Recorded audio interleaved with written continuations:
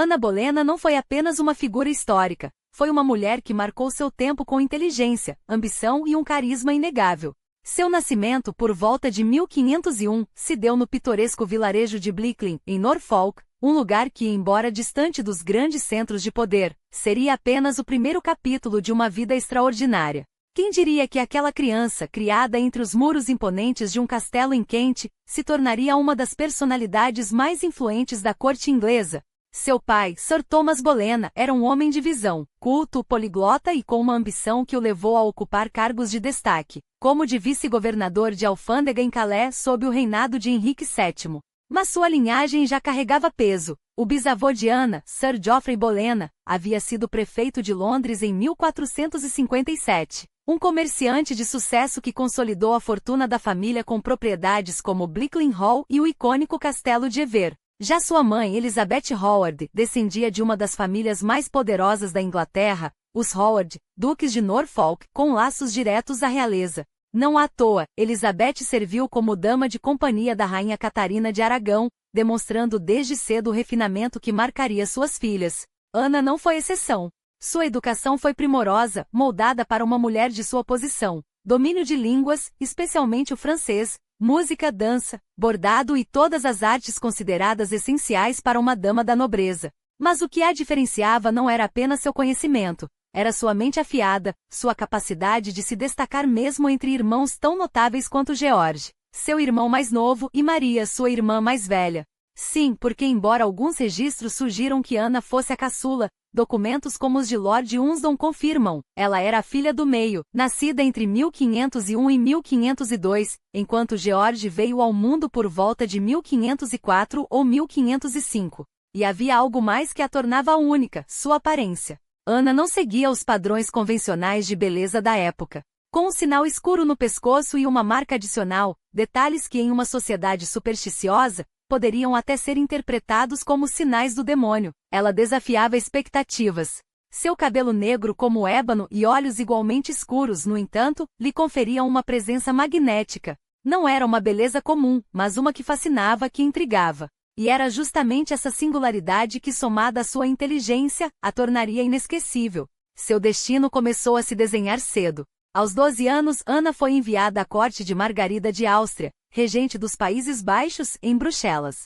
Uma viagem que representava muito mais que uma simples mudança. Era sua estreia no palco internacional. Uma oportunidade para brilhar em um dos centros culturais mais vibrantes da Europa. E ela não decepcionou. Sua fluência em francês, seus modais impecáveis e sua habilidade em se adaptar a um ambiente tão sofisticado chamaram a atenção até de Margarida, que, em uma carta a Thomas Bolena, elogiou a filha com palavras que ecoariam por séculos.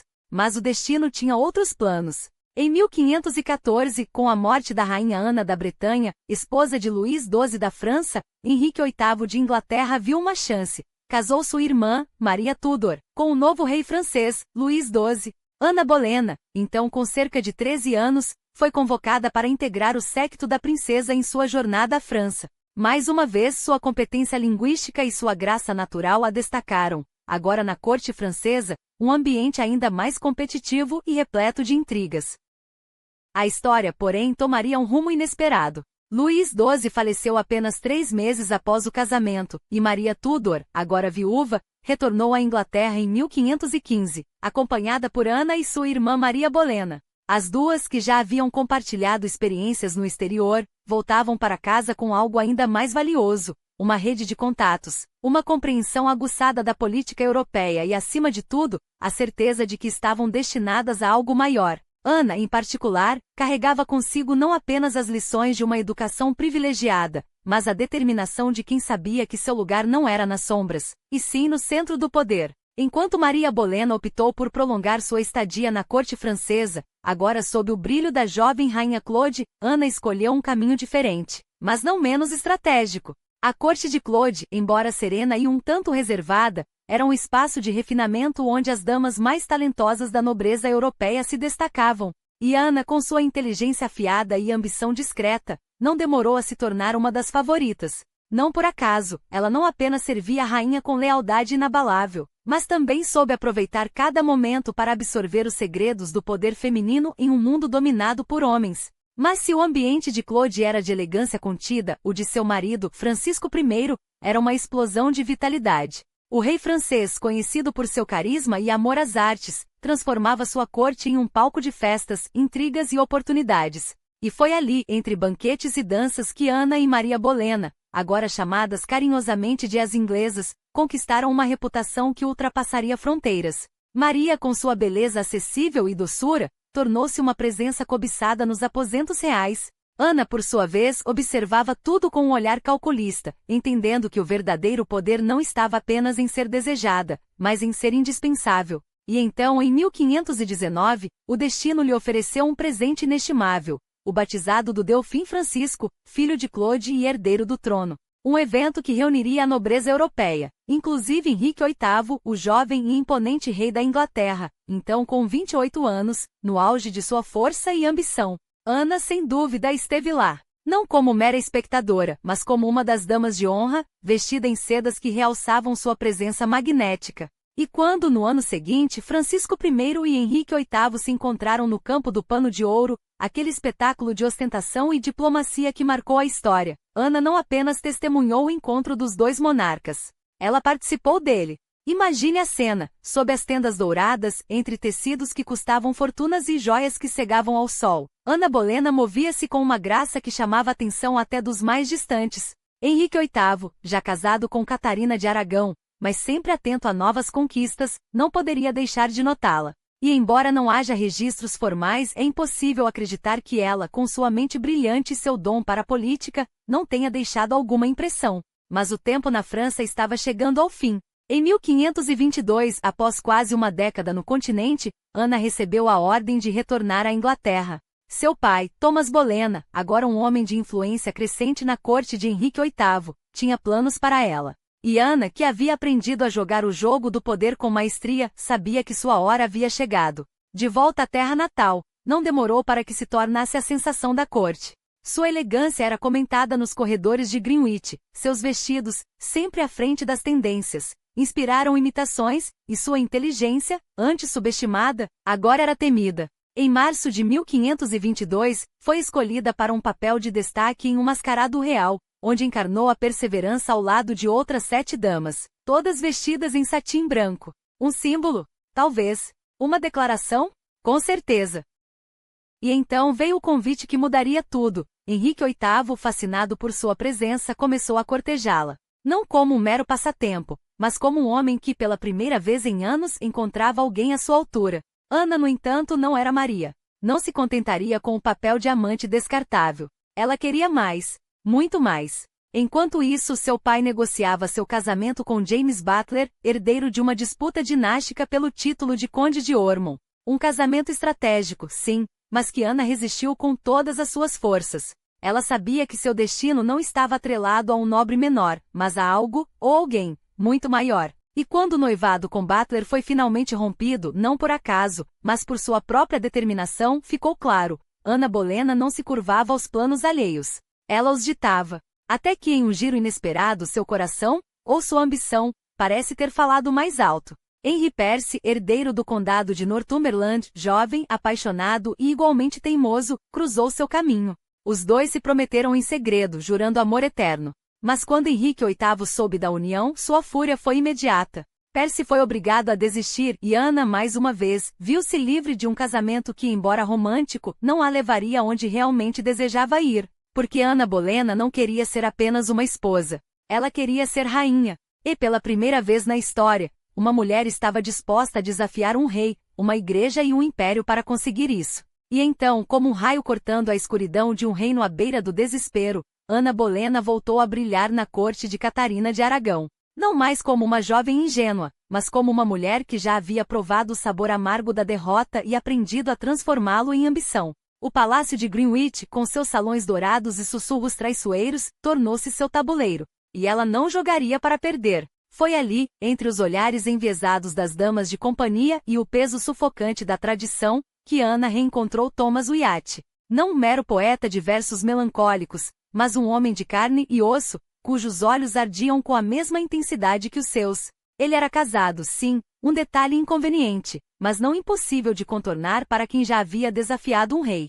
Os dois dançaram no fio da navalha, trocas de olhares carregados, poemas cifrados deixados sobre almofadas de veludo, encontros furtivos nos jardins onde as rosas escondiam mais do que espinhos. Noli me tangere forcaisarsi em, escreveu Wyatt mais tarde, como se suas palavras pudessem conter o fogo que Ana havia acendido nele. Mas fogo não se domina. Queima, consome, e deixa cicatrizes. E que cicatrizes seriam essas? Os rumores, é claro, espalharam-se como pólvora. Diziam que Ana, em sua audácia, havia permitido que Wyatt cruzasse o limite do decoro, que sua cama, tão cuidadosamente guardada para um destino maior, havia sido profanada por um amor passageiro. Outros sussurravam com malícia sobre um caso ainda mais escandaloso, o nome do próprio Henrique VIII, então casado e desesperado por um herdeiro, misturado ao dela em conversas que não deveriam existir. Mas Ana não era tola. Sabia que o poder não se conquistava com escândalos, mas com estratégia. Se Wyatt foi um amante ou apenas um peão em seu jogo pouco importava. O que importava era que enquanto Catarina de Aragão envelhecia e falhava em dar ao rei um filho homem, Ana Bolena florescia, inteligente, sedutora e, acima de tudo, disponível. Enquanto isso, no coração de Henrique VIII, uma tempestade se formava. O homem que outrora fora o orgulho da Europa, o príncipe renascentista de beleza e força lendárias, agora via seu legado desmoronar entre as mãos. Catarina, sua rainha devota, já não conseguia esconder as rugas do tempo nem a amargura das perdas. 6 gravidezes, apenas uma filha sobrevivente, Maria, uma menina, inútil para os planos dinásticos de um rei obsesso. Os médicos murmuravam sobre o sangue corrompido da rainha, os teólogos, sobre a maldição de Levítico que proibiria um homem de se casar com a viúva de seu irmão. Henrique, porém, não precisava de desculpas teológicas. Precisava de um herdeiro. E mais do que isso, precisava de Ana. Ela o sabia. E como uma caçadora paciente, deixou que o desejo do rei crescesse até se tornar insuportável. Não era mais a jovem que se contentava com olhares roubados ou promessas vazias. Agora, exigia tudo. Um reino. Uma coroa. O direito de ser não apenas amada, mas temida. E enquanto a corte observava, atônita, o jogo mortal entre uma rainha envelhecida e uma ambiciosa em ascensão, Ana Bolena sorria. Porque no fundo, todos eles, Wyatt, Henrique e até mesmo a própria Catarina, eram apenas peças em seu tabuleiro, e ela estava prestes a dar o xeque-mate. O tempo havia esculpido sua marca em Henrique VIII, e o rei que outrora encarnava a força e a vitalidade de um leão agora carregava o peso de seus 30 e poucos anos com uma impaciência que só crescia. Os campos de Justa, outrora seu reino, haviam sido abandonados. Os músculos antes esculpidos pela espada e pela caça, amoleciam sob camadas de banquetes e vinho. Mas não era apenas o corpo que se transformava, era o desejo. Um desejo que já não se contentava com o que tinha, que já não se curvava diante da lealdade ou da tradição. E foi nesse vazio, nesse anseio por algo novo, algo vivo, que Ana Bolena entrou. Catarina de Aragão, a pobre rainha, 9 anos de casamento, 6 gravidezes, e apenas uma filha sobrevivente para mostrar por todo o sacrifício. O tempo havia sido cruel com ela. Os olhos, outrora brilhantes como espadas espanholas, agora carregavam a sombra da derrota. O corpo, antes ágil, curvava-se sob o peso das orações não atendidas. A corte sussurrava que o amor do rei por ela havia murchado como as rosas de inverno no jardim de Hampton Court.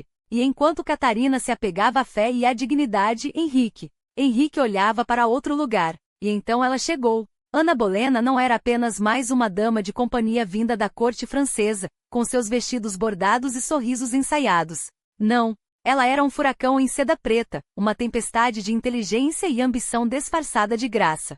Seus olhos, escuros como a noite sobre o Tâmisa, capturavam a luz das velas e a refletiam de volta com um brilho quase sobrenatural. Seu riso, aquele riso, era uma melodia que faziam os homens esquecerem seus próprios nomes. E seu estilo? Uma mistura ousada de sofisticação francesa e um toque sombrio, como se carregasse segredos que só os mais audazes ousariam desvendar. Henrique não foi o primeiro a cair. Thomas Wyatt, o poeta, já havia se perdido naqueles olhos muito antes do rei notar. Ele guardava no peito um lenço dela, roubado em um momento de paixão ou desespero. Quem poderia dizer? Mas Wyatt era apenas um homem, e Henrique era o rei. E quando um rei deseja, o mundo se curva. Ana sabia disso. Ela não era ingênua. Sabia que o jogo que começara com olhares furtivos e palavras doces como mel poderia terminar em sangue. Mas ao contrário das outras, ela não se contentaria com ser uma amante descartável, um nome sussurrado nos corredores e esquecido com a próxima estação. Se Henrique a queria, que a quisesse toda, que a coroasse, que derrubasse reinos por ela. E assim, entre cartas ardentes, onde o rei derramava seu coração em tinta como se fosse o último suspiro de um homem afogado, e joias que brilhavam como promessas, Ana Bolena tecia sua teia. Cada recusa calculada, cada sorriso negado, cada palavra que deixava Henrique à beira da loucura. Não serei sua amante, majestade. Ou sou rainha, ou não sou nada. Os homens da corte riam por trás das mãos, chamando-a de ambiciosa, de manipuladora. Mas que mulher não seria, em um mundo onde o poder dos homens era medido em espadas e o das mulheres em lágrimas? Ana escolheu ser temida em vez de lastimada. E enquanto Henrique usava seu anel no dedo mínimo, como um talismã de um amor que o consumia, ela sabia. O tabuleiro estava posto, a rainha envelhecia. O rei ardia. E Ana Bolena esperava. O jogo não era apenas de sedução, era de estratégia. Ana Bolena não se contentava em ser mais uma peça no tabuleiro de Henrique, ela queria redesenhar as regras. E enquanto a corte cochichava sobre suas mensagens ambíguas, ela sorria, sabendo que cada palavra, cada pausa calculada, era um movimento em direção ao checkmate. Ele não tirará o rei de sua rainha? Perguntavam os tolos, como se a história não fosse escrita por quem ousa desafiar o destino. Ana não respondia com palavras, mas com ações. Um olhar demorado demais nos jardins, uma carta deixada, acidentalmente sobre a mesa do rei, os presentes que ela aceitava, mas nunca devorava com pressa. Era uma dança e Henrique, o homem que dominava nações, agora se via dominado por um desejo que não podia controlar. Eu a quero, escrevia em letras trêmulas, enquanto os conselheiros sussurravam sobre o perigo de uma paixão que cegava até os mais poderosos. E ela esperava. Não por medo, mas por cálculo. Porque Ana sabia que um rei não se contenta com migalhas, ele quer o banquete inteiro. E ela não seria devorada, seria anfitriã. Até que ele me faça rainha, repetia para si mesma, enquanto as damas da corte torciam os lenços, escandalizadas com sua ousadia. Até que ele rompa com Roma, com a tradição, com tudo por mim. Porque o que é um homem como Henrique VIII, senão um titã que só se curva diante daquilo que não pode possuir? Os anos passavam, e a corte se dividia. Alguns diziam que era loucura desafiar o Papa, desafiar a Igreja, desafiar Deus. Outros em voz baixa admitiam, ela tem razão. Que homem é esse que não pode ter o que deseja? Henrique, que outrora se orgulhava de ser o defensor da fé, agora via sua própria fé se dobrar diante de uma mulher que recusava ser menos do que tudo. E então veio a virada. Clemens VII, o Papa, refém das pressões políticas, hesitava. Carlos V, o imperador, rosnava como um leão protegendo sua tia, Catarina. Wolsey, o cardeal, suava em sua púrpura, tentando conciliar o inconciliável. Mas Henrique não era um homem de meias medidas. Se Roma não me dá o que é meu por direito, murmurava entre dentes, então Roma não terá poder sobre mim. Ana observava tudo, silenciosa, enquanto bordava. Cada ponto na seda era um lembrete, paciência. Cada fio de ouro, uma promessa, vitória. Porque ela não era apenas a amante. Não era apenas a amante prometida. Ela seria a rainha. E quando Henrique finalmente rompeu com a igreja que o coroou, quando rasgou o pergaminho que o unia a Catarina, quando declarou ao mundo que seu casamento com Ana era sagrado, não por Roma, mas por Deus e por sua própria vontade, ela não sorriu, não triunfou, apenas estendeu a mão fria e serena, e aceitou o anel que a tornaria imortal. Agora pensou, enquanto o reino tremia sob o peso da heresia, começa o verdadeiro jogo. O trono não esperava por cerimônias. Nem Ana. Ela já ocupava os aposentos de Catarina antes mesmo que a tinta do decreto de anulação secasse. Os mesmos salões onde a rainha espanhola tecerá suas orações, onde seus passos ecoavam como uma maldição silenciosa. As paredes, impregnadas de 2 décadas de fé inquebrantável, agora respiravam o perfume ácido de ambição. Ana não se contentava em herdar um reino, ela o reescrevia. O lema de Mouche Rap bordado em ouro nos estandartes, era menos uma promessa do que um aviso. A felicidade seria imposta mesmo que sobre ossos. E os ossos começaram a estalar. Cramer, aquele clérigo de voz suave e mãos trêmulas, fora escolhido não por acaso. Era um homem que entendia o peso das palavras e o preço do silêncio. Quando, em abril de 1533, declarou nulo o casamento de Henrique com Catarina, não foi com o trovejar de um profeta, mas com a precisão de um cirurgião, um corte limpo necessário santo.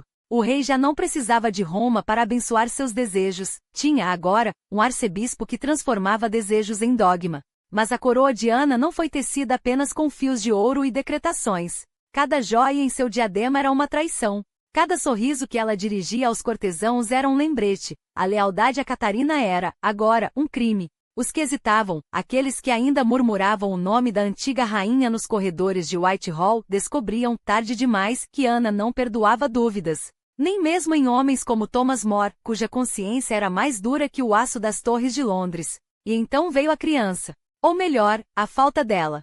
Ana havia prometido ao rei um herdeiro, um príncipe robusto e rubro, que selaria a dinastia Tudor com sangue novo. Mas em setembro de 1533, quando seu corpo finalmente cedeu ao trabalho de parto, o que emergiu foi uma menina, Elizabeth, pálida e frágil como uma promessa quebrada. Henrique, que já vinha afiagando o pescoço com olhares para as damas de companhia de Ana, sentiu o chão tremer sob seus pés. Uma filha não bastava. Uma filha não era um herdeiro. Era um presságio. Os rumores começaram como sussurros, primeiro nos mercados, depois nos salões, até ecoarem nos ouvidos do próprio rei. Ana era uma bruxa, uma adúltera, uma mulher que enfeitiçara o monarca com seus olhos escuros e sua língua afiada, mas cujo ventre era estéril como a terra no inverno. Henrique, que outrora rasgara o mundo por ela, agora a observava com um desdém que crescia como um mofo. E Ana, que conhecia o jogo melhor que ninguém, sabia. Quando um rei deixa de temer Deus, ele passa a temer apenas uma coisa: ser ridicularizado.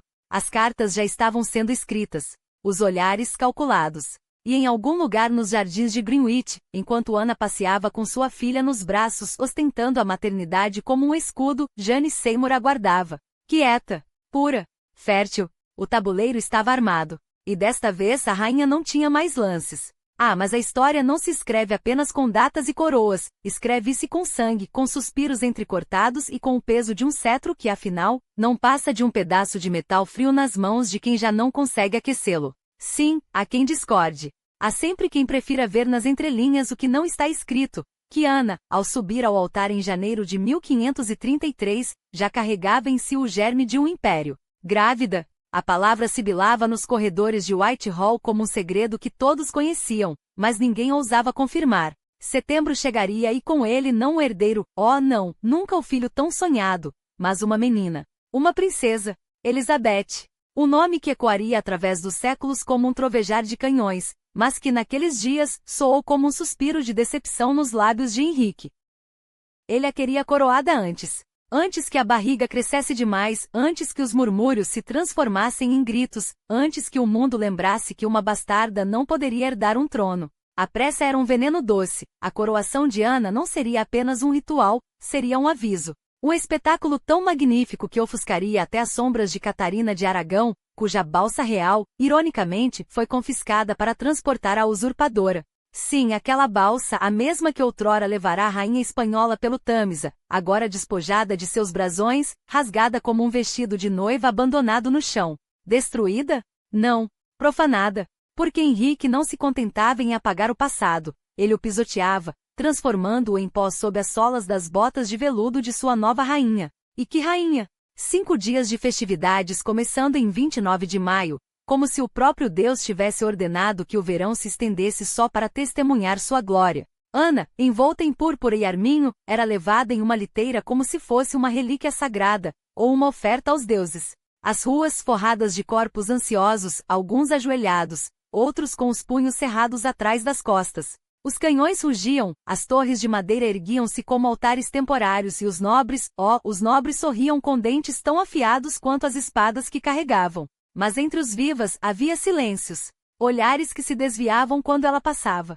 mãos que não se levantavam para tocá-la. O Lord Mayor de Londres, quando instado a ordenar que a multidão gritasse "Deus salve a rainha", apenas abaixou a cabeça. "Majestade, eu não posso comandar os corações dos homens." E não podia mesmo, porque corações, como se sabe, são traidores. Ana, porém, não era tola. Sabia que a pompa não apagaria o fato de que metade da Inglaterra a chamava de puta nos becos escuros. Um padre em Simifield, corajoso ou louco, berrou profecia sobre uma rainha que seria derrubada, e foi arrastado para a torre antes que o eco de sua voz morresse. Outros, mais astutos, limitavam-se a sussurrar: "Onde está o filho?" Henrique, sempre atento, ofereceu recompensas por denúncias. Quem ousa duvidar da legitimidade deste casamento? A resposta veio em forma de silêncio. Um silêncio que, para Ana, soava como o rangido de uma forca sendo montada aos poucos. E então veio o parto. Setembro, 1533. O rei, que durante o cortejo havia sido um amante devoto, agora esperava do lado de fora da câmara como um credor impaciente. Quando a notícia chegou, uma menina. Seu rosto se fechou como um livro sagrado sendo trancado. Não houve gritos. Não houve lágrimas.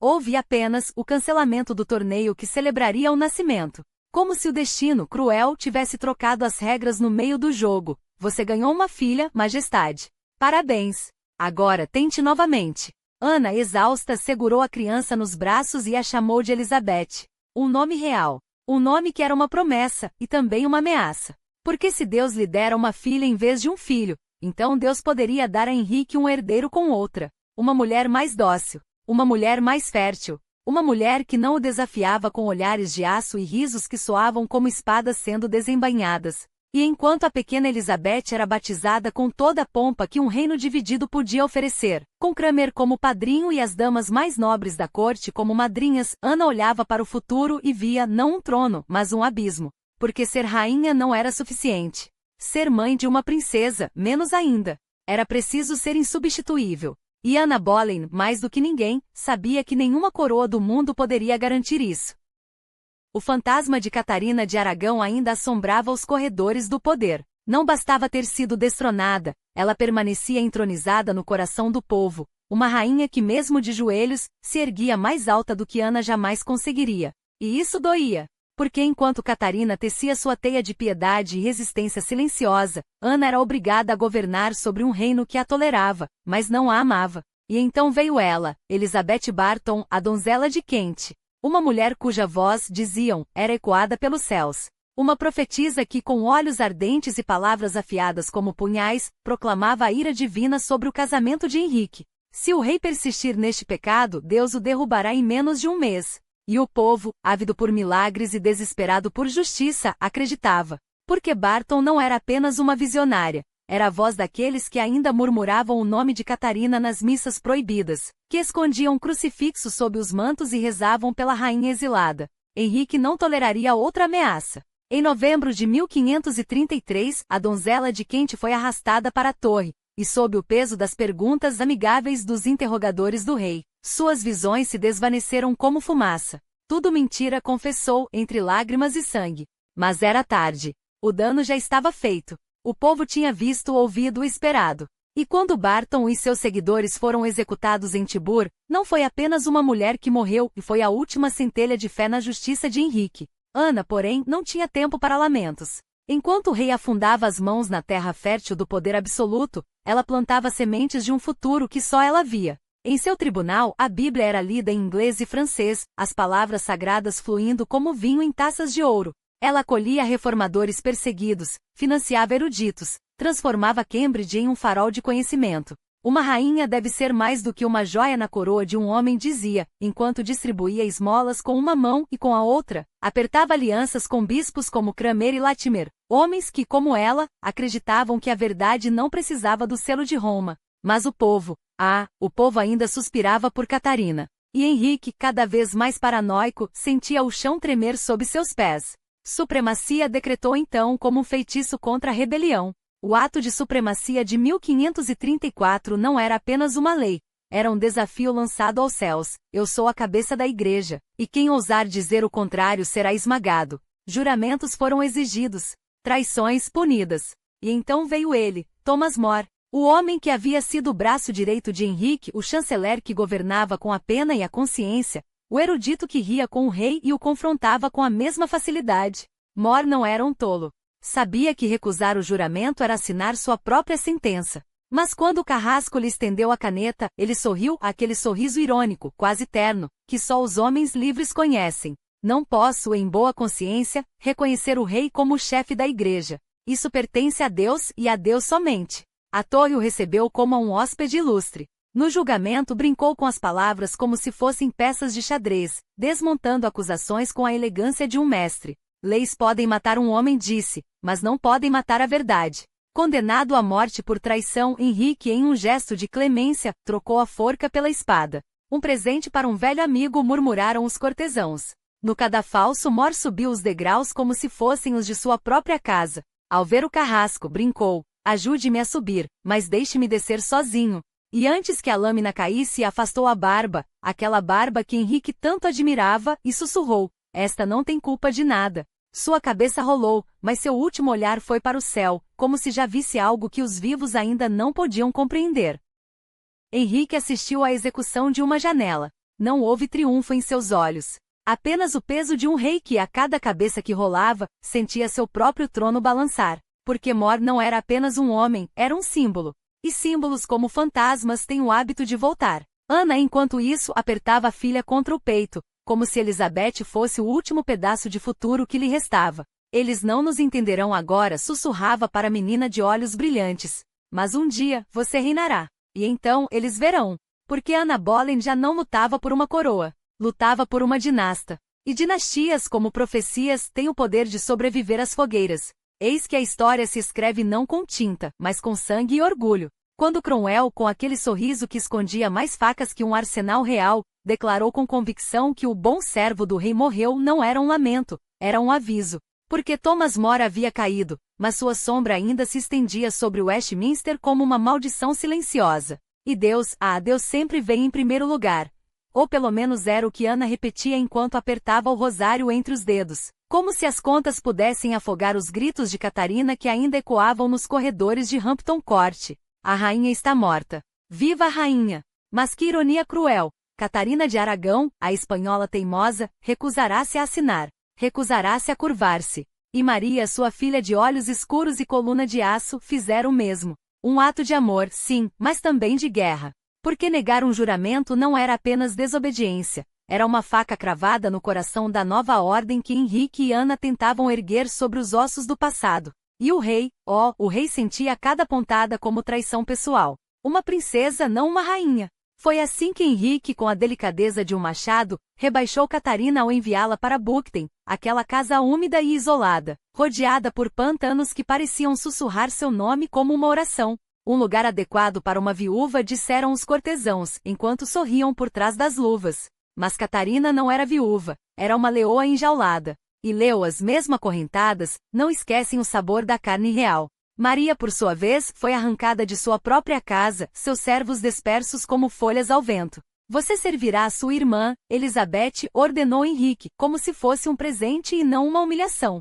Curve-se a bastarda. Mas Maria não se curvou. Em vez disso, escreveu à mãe com letras trêmulas: não incorra na ira do rei, mas não negue a verdade. Porque a verdade, para ela, era uma coisa simples e brutal. Ana Boleyn era uma usurpadora, e o trono de sua mãe ainda ardia em chamas invisíveis. Ana, é claro, tentou. Escreveu cartas, tantas cartas com palavras doces como veneno. Minha querida Maria, eu lhe ofereço meu amor, minha proteção. Mas Maria rasgou cada uma delas em pedaços silenciosos. Você não é minha rainha, respondeu, e o eco daquelas palavras deve ter soado como um sino fúnebre nos ouvidos de Ana. Porque uma princesa que se recusa a joelhos é mais perigosa que um exército. E então veio o golpe final. A irmã de Ana, a outra Mary Boleyn, a que já fora amante do rei, casou-se em segredo com um mero soldado. Traição, rugiu Ana, enquanto ordenava que a irmã fosse banida da corte. Mas quem poderia culpá-la? Em um mundo onde lealdades eram moedas falsas e o amor do rei durava menos que uma estação, Mary Stafford, como agora se chamava, havia escolhido a única coisa que nenhum homem poderia lhe tirar, a liberdade.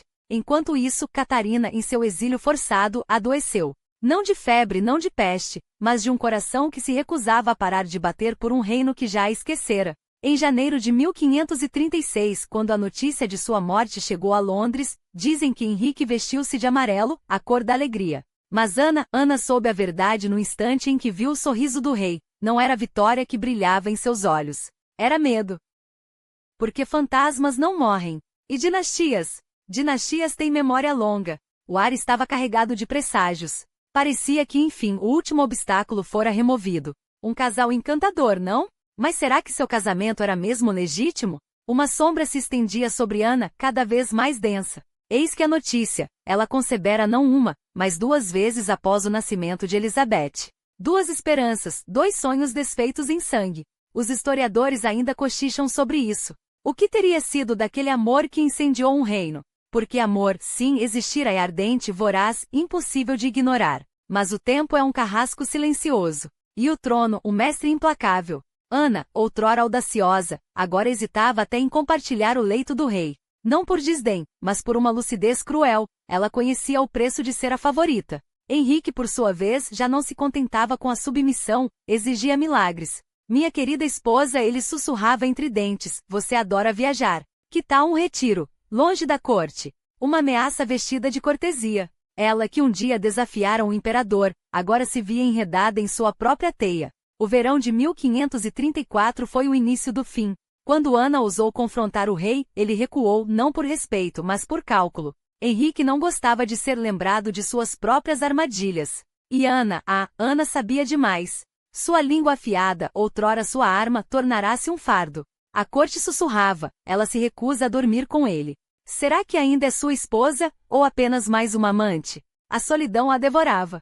Sua confidente, Lady Rochford, traçava planos nas sombras com a cunhada, mas até aliadas se voltavam contra ela. Uma rainha não pode falhar, diziam os olhares. E Ana falhara não uma, mas 3 vezes. 3 filhos perdidos, 3 promessas quebradas, 3 golpes em um reino que só aceitava herdeiros. Então, veio o verão de 1535. Um raio de esperança. Henrique, em um gesto público, pareceu reconciliar-se com ela. Um passeio pelos jardins de Wolf Hall, risos forçados, promessas murmuradas. Até Jane Seymour, pálida e discreta, foi apresentada como uma mera dama de companhia. Veja, minha querida, ele insinuava, até sua enteada Mary está voltando ao nosso lado. Mas Ana conhecia aquele tom. Era o mesmo que usará com Catarina. E quando, em novembro, ela anunciou mais uma gravidez, o rei sorriu. Não por alegria, mas por alívio, afinal, Deus ainda poderia ser clemente. Até que, em janeiro de 1536, no mesmo dia em que Catarina de Aragão era enterrada em Peterborough, Ana perdeu o menino. Um filho, morto antes de respirar. Desta vez, não houve lágrimas discretas. Desta vez, ela uivou de dor, e a corte inteira ouviu. Henrique entrou em seus aposentos não como marido, mas como juiz. Não terei mais filhos seus, declarou frio. E ali, entre as paredes que um dia testemunharam juramentos de amor eterno, Ana entendeu. Não era mais uma questão de se ela cairia. Era uma questão de quando. A ameaça pairava no ar como uma névoa venenosa. Ana, antes a rainha triunfante, agora se via reduzida a uma sombra trêmula nos salões que outrora dominava. A corte sussurrava, e cada palavra era um golpe. Dizem que o rei tem seus pressentimentos. As vozes se misturavam, ácidas, enquanto ela tentava conter o desespero. Tanta dor tão súbita. Parece obra de feitiçaria. E então, o golpe final, pronunciado com um sorriso cortês. Será que Sua Majestade não merece uma esposa que lhe dê herdeiros? Ana, em sua agonia, ainda tentou apelar. Escreveu ao rei, suplicante, advertindo-o com palavras veladas sobre os perigos que o cercavam. Mas Henrique, já cego pela paixão por Jane Seymour, nem sequer leu as linhas com atenção. Pobre rei, murmuravam os cortesãos, enquanto espalhavam a notícia de seu acidente, um tombar de cavalo que quase o levou à morte. Ele teme as consequências de seus atos, diziam uns. Ou será que teme a própria consciência? Indagavam outros. Mas Ana não tinha mais espaço para dúvidas. Quando Henrique a dispensou, foi como se lhe arrancassem o último fôlego. Ela que um dia sentara em seu colo, que o desafiara com olhares e risos, agora via-se substituída sem cerimônia. Jane e o rei, um casal perfeito. A ironia era cruel. A mesma corte que a aclamara agora se deliciava com sua queda. E então, veio o isolamento. Cromwell, seu antigo aliado, virou-lhe as costas. Norfolk, seu próprio tio, entregou-a como um sacrifício necessário. A paciência do rei se esgotou, repetiam, como se fosse uma sentença já escrita. E em 24 de abril de 1536, o cerco começou. Cromwell agiu com eficiência implacável. Uma comissão foi formada. Testemunhas foram convocadas. Acusações brotaram como ervas daninhas. Adultério, incesto, traição. Os músicos da casa de Ana, como o pobre Smeaton, foram quebrados sob tortura até confessarem o que nunca fizeram. Ela riu com Norris. Trocaram olhares com Weston. Brereton esteve a sós com ela. Cada palavra era distorcida, cada gesto transformado em prova. Até seu próprio irmão George foi arrastado para a trama. Eles zombavam do rei, sussurravam. Diziam que ele não poderia ter filhos, que Elizabeth não era dele. As acusações eram tão absurdas que só podiam ser verdade, ou pelo menos, era o que Cromwell queria que todos acreditassem. Quando Ana foi levada à torre, ainda tentou se defender. Sou inocente, gritou, enquanto as portas se fechavam atrás dela. Mas ninguém a ouviu. Seu pedido de clemência ao rei foi ignorado. Até Cranmer, o homem que a coroara, escreveu uma carta de despedida sem ousar enfrentá-la. E assim, entre paredes que já tinham visto tanta traição, Anna Boleyn aguardava seu destino. Os homens que supostamente amara, ou que a amaram, estavam presos ao seu lado, condenados pelo mesmo crime inventado. A corte já se preparava para o próximo casamento. Jane Seymour, a modesta, a obediente, aguardava seu momento. A rainha que desafiou um rei, que mudou a história de uma nação, agora era apenas uma prisioneira. E o mundo, impiedoso, seguia em frente. O julgamento não foi um espetáculo de justiça, mas uma farsa orquestrada com precisão cruel. Westminster Hall, com suas abóbadas imponentes e eco de poder, tornou-se o palco onde a farsa se desdobrou. Mark Smeaton, o músico de origem humilde, quebrou sob a pressão, ou sob a promessa de clemência que nunca viria. Suas palavras, arrancadas pela dor ou pelo medo, selaram não apenas seu destino, mas o de todos os outros.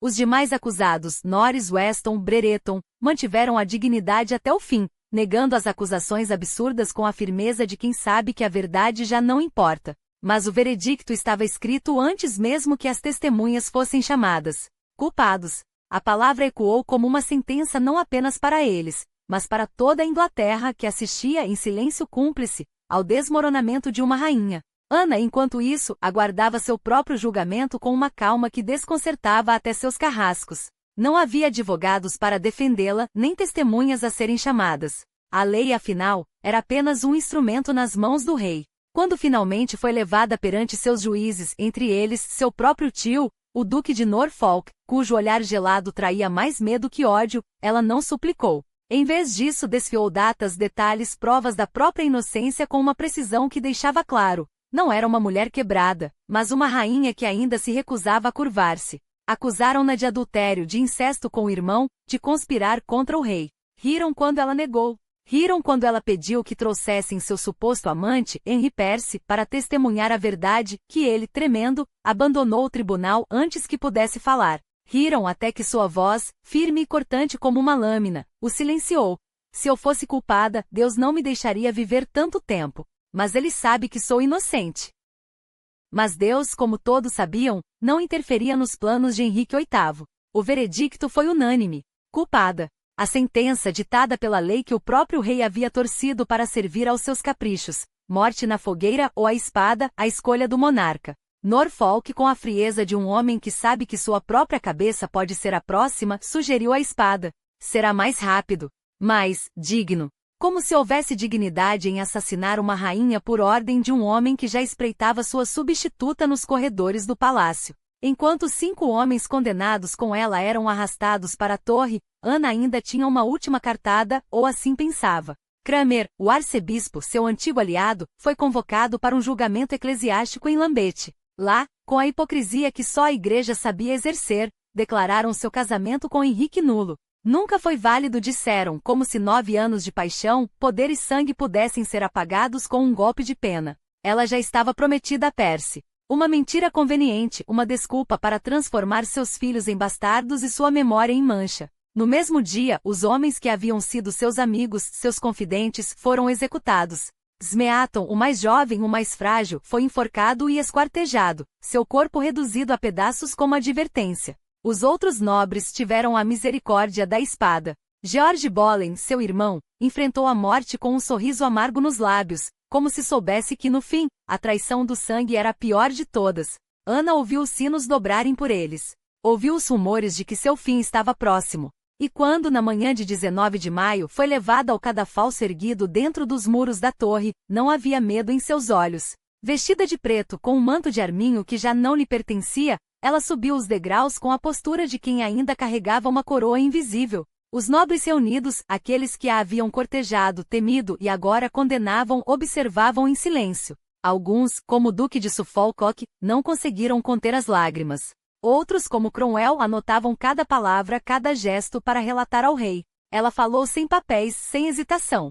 Sua voz, clara e firme, cortou o ar como uma lâmina. Boa gente cristã, vim aqui para morrer, pois a lei me condenou a isso. Mas juro por Deus que nunca traí o rei com meu corpo. Uma pausa. Um suspiro que poderia ser de cansaço ou de desdém. Se alguém quiser acusar-me, que o faça agora. Mas saibam, eu perdoo a todos. Até aqueles que me levaram a isto. Não havia ódio em suas palavras, apenas uma tristeza profunda, como se já estivesse olhando além daqueles muros, além daquele momento. Pediu que rezassem por ela.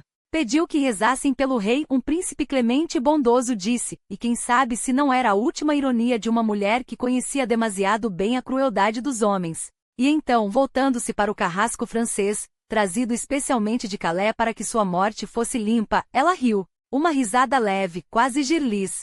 Ouvi dizer que o executor é bom. Espero que não me faça esperar muito. Kneelin, ela rearrumou o véu, expôs o pescoço esbelto. To Jesus Christ e commendem my soul, Lord Jesus, receive my spirit. Não houve grito. Não houve resistência. Apenas o brilho frio do aço, o movimento rápido, e então o nada. Sua cabeça rolou e com ela, o último suspiro de uma era. Henrique não assistiu. Já estava ocupado demitindo os criados de Ana, distribuindo suas joias entre Jane Seymour e planejando o casamento que aconteceria em menos de 2 semanas. A Inglaterra mais uma vez aprendeu a lição. O amor de um rei era tão passageiro quanto sua fúria. E a história, escrita pelos vencedores, chamaria Ana Boleyn de adúltera, de bruxa, de monstro. Mas as paredes da torre, aquelas mesmas que viram sua queda, guardariam para sempre o eco de sua voz. E o sangue em seus degraus, por mais que tentassem lavá-lo, nunca sairia por completo. Eis que o trono, ainda quente do sangue de Ana, já se curvava sob o peso de outra coroa. Jane Seymour, a dama de companhia que observara tudo em silêncio, agora se erguia como rainha, não pela paixão que inflamara o rei, mas pela promessa de um herdeiro, um filho, aquele que Ana, em sua teimosia, não conseguirá dar. Henry, impaciente como sempre, já sonhava com o nascimento de um príncipe antes mesmo que o corpo de sua segunda esposa esfriasse. A Inglaterra mais uma vez assistia ao espetáculo grotesco de um rei que trocava amor por conveniência, lealdade por ambição. Mas enquanto Jane ajoelhava-se em preces, suplicando por misericórdia para os rebeldes da peregrinação da graça, Henry ria. Levante-se, mulher, rosnou ele, como se a piedade fosse um luxo que não podia se dar. Aqueles que ousaram desafiar a dissolução dos mosteiros, que viram suas abadias saqueadas e seus santos reduzidos a cinzas, não mereciam clemência. Centenas de cabeças rolaram, e o ouro das igrejas encheu os cofres reais, enquanto o povo, esmagado entre a espada e a cruz, aprendeu a calar. E a Ana? A Ana não era apenas uma nota de rodapé na história de um tirano. Ela foi a faísca que ateou o fogo da reforma na Inglaterra, a mulher que desafiou um império com nada além de sua inteligência e uma coroa que nunca lhe pertenceu de verdade. Sua filha, Elizabeth, herdaria não só seus olhos penetrantes, mas aquela mesma teimosia que um dia seria chamada de glória. Enquanto Jane Seymour, a rainha dócil, morreria de febre puerperal, outra vítima do desejo insaciável de Henry por um herdeiro masculino, Ana permaneceria viva nas páginas que a história tentaria apagar. E você, meu caro leitor, o que pensa dela? Uma ambiciosa que jogou com fogo? Uma visionária que viu além do seu tempo? Ou apenas mais uma peça no tabuleiro sangrento de um rei que confundia poder com grandeza? Diga-me, quando o carrasco ergueu a espada sobre seu pescoço, Ana Boleyn viu medo nos olhos do algoz, ou foi o mundo inteiro que tremeu?